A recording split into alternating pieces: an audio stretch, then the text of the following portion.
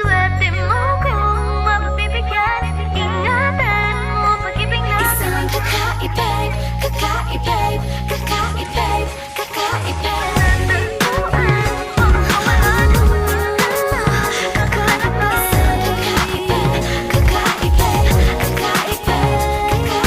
Simple walang ate, prende lang siya lagi. Pagkakasundo ng puso't utak nyo ay grabe. Kayang sumabay sa trip ng inyong tropa. Siya payat ang makakatala sa'yo sa Dota. Di ka pahihirapan pa akyatin ng ligaw. Kahit ang kaya mong ipakain na nga isa. Huwag kang magkakamali na pag-isipan siya ng cheat. Wala na talagang kaso sa kanya kung mag-G. Marunong maglaba kahit wala sa itsura.